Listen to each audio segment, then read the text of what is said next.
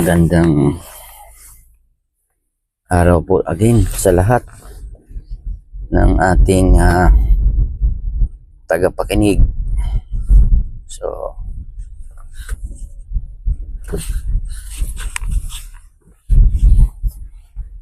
sorry to those who are not non-Filipinos because I am not fluent in English, and my message actually is only for Filipinos, but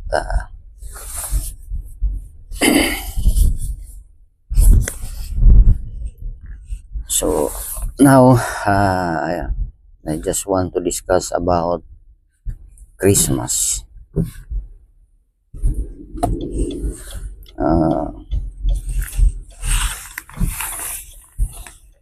Ang pag-uusapan lang po natin ngayon ay tungkol sa pag-celebrate ng Christmas. Pero bago po yan ay gusto ko lang po munang mag-share sa inyo tungkol sa aking kalagayan. No? Kahit na ako ay nandito sa abroad, pero medyo hindi madali ang naging buhay namin dito kasi nga ito, hindi ko to ikinahiya. Meron akong anak na nagdadialysis. So, katulad ngayon ay kahatid ko lang sa hospital ng Tawam. So,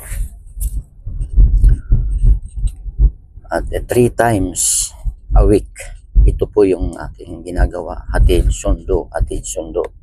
So, hindi po madali para sa isang magulang na mayroong anak na ganoon.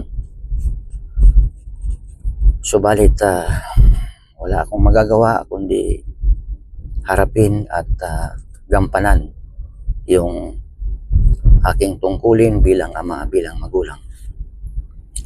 At nagpasalamat na lang din ako sa Panginoon sapagkat binigyan pa siya ng life extension ng Diyos. At actually ngayon is 10 taon na kaming ganito. Kaya po ang payo ko, no? Payo ko doon sa mga kabataan, huwag abusuhin ang inyong katawan. Ang pagkain ninyo ay dapat ingatan. Huwag basta kainin ang lahat ng bagay, ang lahat ng pagkain. Lalo pat ito'y bawal, no, sa inyong kalusugan, huwag na po natin kainin, no? Kung ano man yung mga bawal at na nakakasama, maaring hindi nyo pa ito maramdaman kasi mga bata pa kayo. Pero pag nagkaedad-edad kayo doon, kasi siyempre ang effect ng mga pagkain na kinakain natin na nakakasira ng ating laman loob ay hindi naman yan instant. Yan ay unti-unti, no? Unti-unti yan na umiipikto. So, kaya po, pag pinagpayuhan din kayo ng mga magulang ninyo na huwag kainin yung mga bagay, huwag ninyong masamain po, mga kabataan. Dahil yan para sa inyong kalusugan. Dahil pagka ang nandyan na yung sakit, ay talagang yan ang bumubutas ng bulsa, ika nga. Kahit nagaano ka kayaman, kapag mayroon kang dialysis patient, maghihirap at maghihirap ka talaga. Dahil sakit mayaman nga yan eh. So, ganun pa man, ano man yung mga bagay na nangyayari na ayaw natin na maganap sa buhay natin, dahil siyempre mahirap kapag mayroon kang kaparte ng pamilya na may sakit. Pero kailangan nating tanggapin ng maluwag sa ating kalooban at laging humingi ng patnubay ng Diyos kung paano natin makayanan ang araw-araw na buhay natin dito sa mundo. Napakahirap. Kaya yun lang ang payo ko sa mga kabataan. Sa lahat ng tao, lalo na mayroon ng karamdaman, ay mag-iingat po tayo sa ating mga kinakain. Alam nyo po, ang mga kimikal sa yung mga processed food, mga kimikal na nakalagay diyan sa mga pagkain, ay talagang yan ang sumisira din sa katawan natin.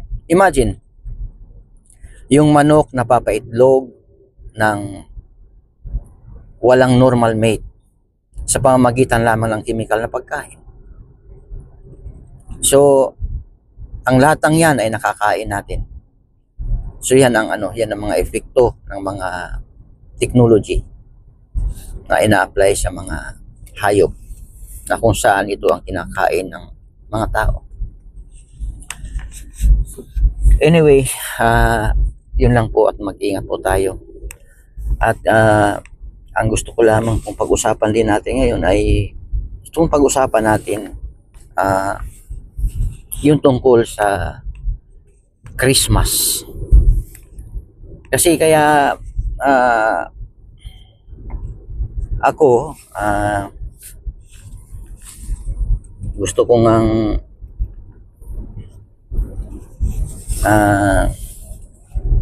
lagi tayo nag-uusap kasi nga ang sabi doon sa Matthew 4 verse 4 na hindi lamang sa tinapay nabubuhay ang tao kundi sa bawat salitang namumutawi sa bibig ng Diyos. So, doon yun ang pinanghawakan ko na bakit kailangan natin ng salita ng Diyos. Dahil ito yung sinabi ng Biblia na hindi dapat ang tao ay hindi dapat mabuhay sa pagkain pisikal lamang, kundi dapat tayo ay mabuhay sa pamamagitan ng pagkain espiritual.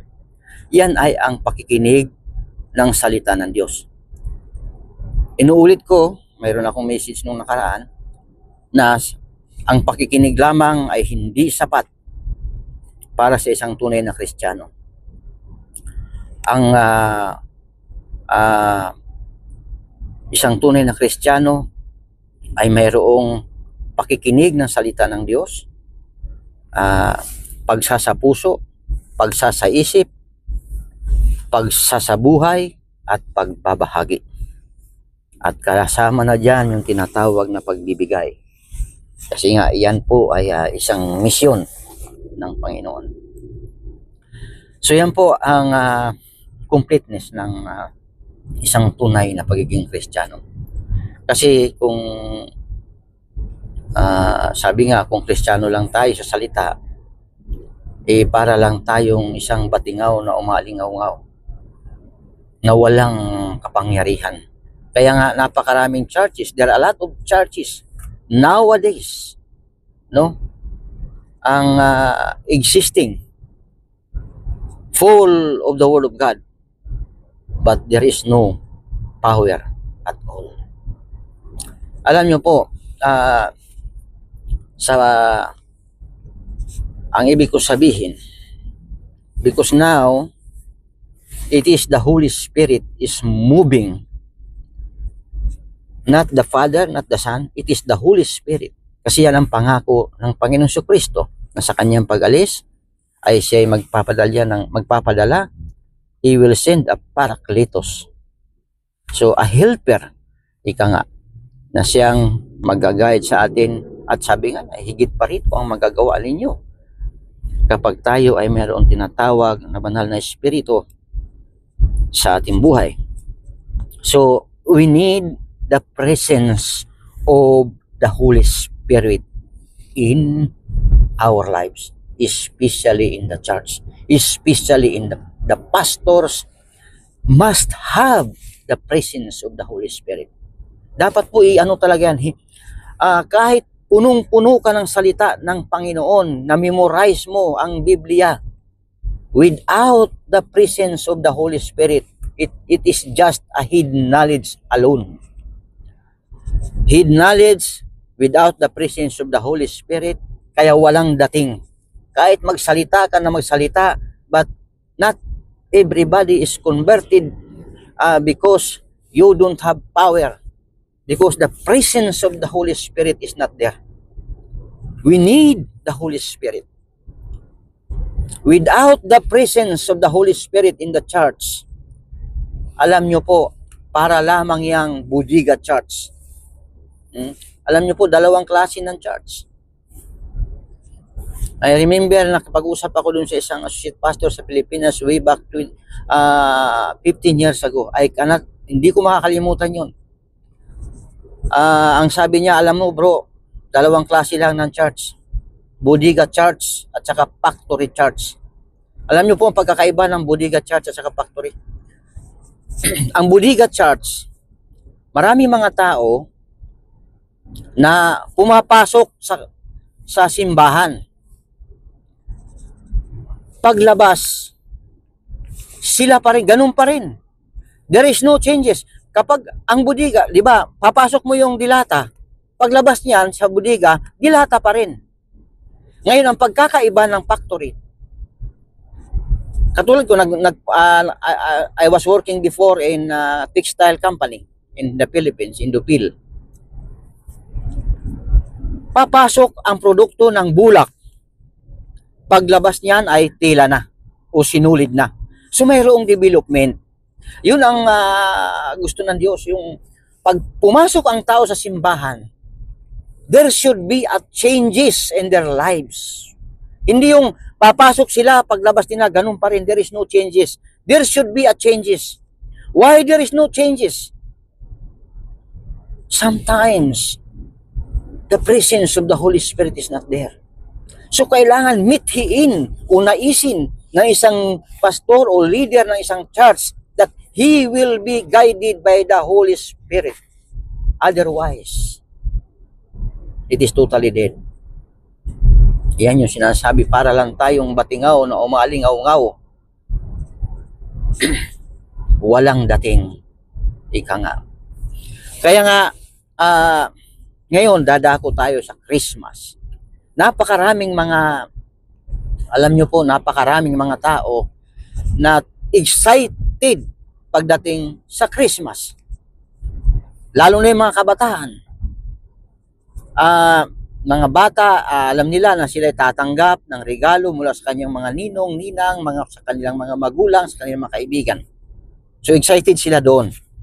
Pero hindi nila naintindihan kung ano talaga ang pinaka-essence o pinaka-importansya ng tinatawag na Christmas celebration.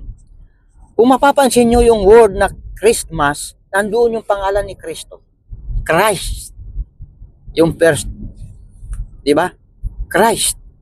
Christmas. So, it is about Christ. It should remind us na yes, it is about giving, because it is the Father who first gave us, and He is not just give us yan, hindi lang yan binigay yung isang bagay na mumurahin, kundi pinakamahal at one and only Son. Isipin mo, nung binigay niya si Kristo, wala nang natira sa kanya. Nag-iisang anak lang siya eh. 100% ang ibinigay niya sa atin. For us to have hope. For us to be saved. So, ganyan ang Diyos, Ama. Kaya sabi niya, gayon na lamang ang pag-ibig ng Diyos sa sanlibutan, upang ang sinumang sumampalataya ay hindi mapahamak, kundi bagkus ay magkaroon ng buhay na walang hanggan. ang sinasabi, ang sinuman sumampalataya. So, ibig sabihin, kapag ang sinuman na hindi sumampalataya ay mayroon ding kahihinatnan. Kawawa. Kaya nga, it is about Christ. Christmas should remind us about giving of His Son, His one and only Son. So yun, kaya nga, the reason for Christmas is Jesus Christ.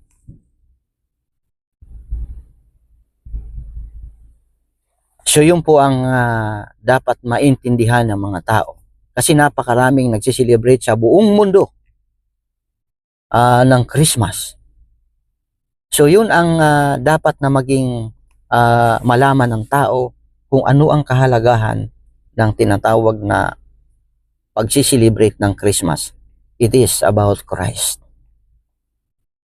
It is about giving of His Son, one and only Son, to die on the cross of Calvary, just for us to be saved, just for us to have hope. Kaya nga, ang sabi roon, salvation is already given to the world. Bakit ko nasabi yan? Dahil ibinigay na niya ang kanyang bugtong na anak, na ang sino mang sumampalataya ay magkakaroon ng buhay na walang hanggan. So, it is already given to the world. So, ibig sabihin, nandyan na. Ang kailangan lamang ng mga tao ay tanggapin siya at sampalatayanan. At gawing personal na Panginoon at Diyos na tagapagligtas. Dahil kung hindi ito mangyayari at sa kabila ng inyong naririnig, nababasa at binabaliwala ninyo ang kapahayagan patungkol sa katotohanan, ako po'y nakikiusap. Pakinggan po ninyo at tanggapin si Kristo. Lalo na sa araw ng Kapaskuhan. Irigalo ninyo sa inyong mga sarili ang pagtanggap sa Panginoong Jesucristo. Because that is the greatest gift of all na irigalo ninyo sa inyong mga sarili to accept Him as Lord and Savior.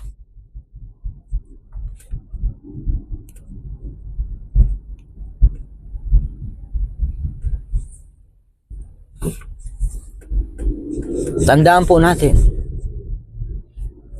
ito ang pinakamahalaga. Kung hindi nyo pa tinatatanggap ang Panginoong Jesucristo, itong araw ng Kapaskuhan, regaluhan ninyo ang inyong sarili na tanggapin si Kristo bilang Panginoon tagapagligtas.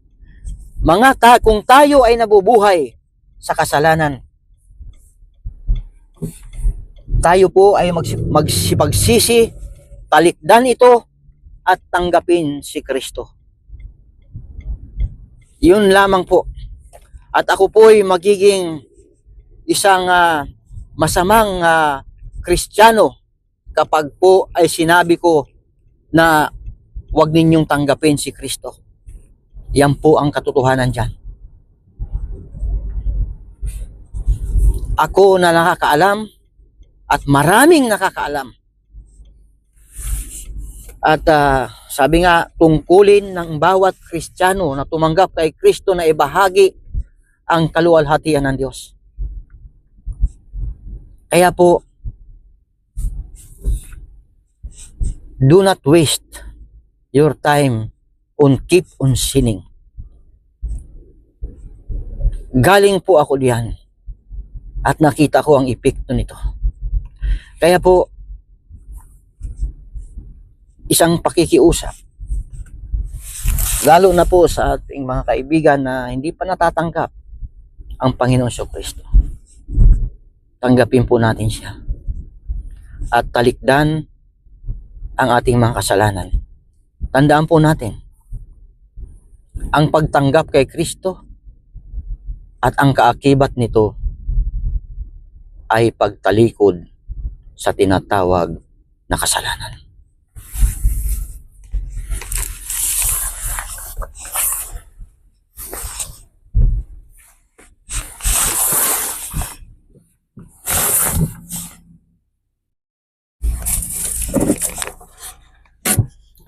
Purihin po ang Diyos at sumainyo nawa ang kapayapaan ni Kristo Jesus sa buhay ng bawat tao.